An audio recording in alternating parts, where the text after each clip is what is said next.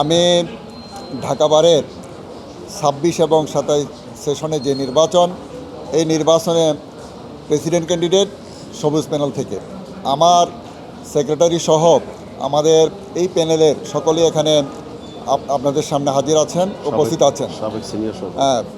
আমরা আমাদের বক্তব্য খুবই স্পষ্ট।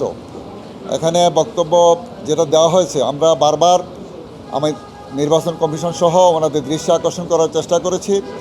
আমরা যখনই ভোটের কাজ করতে যাই তখন সাধারণ লয়ারদের মধ্যে একটা আতঙ্ক কাজ করতেছে।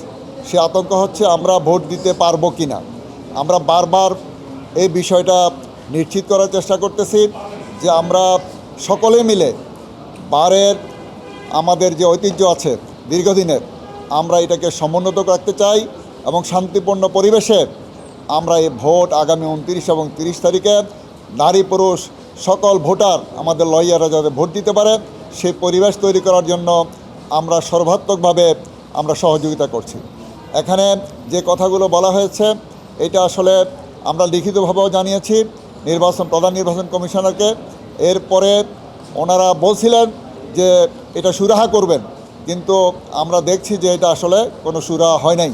এজন্য আপনাদের মাধ্যমে জাতির কাছে আমরা এটাই বলতে চাই যে ঢাকা বারের 137 বছরের যে ঐতিহ্যবাহী একটি বার, এই বার দীর্ঘদিনের যে নির্বাচনের সুন্দর পরিবেশ এবং শান্তিপূর্ণ পরিবেশ, এই শান্তিপূর্ণ পরিবেশে ভোটাররা যাতে ভোট দিতে পারেন, নির্বিঘ্নে ভোট দিতে পারেন, সেই ব্যবস্থা করার জন্য আমি প্রধান নির্বাচন কমিশনার সহ বর্তমান কমিটির যারা দায়িত্ব পালন করতেছেন তাদের প্রতি আহ্বান জানাবো।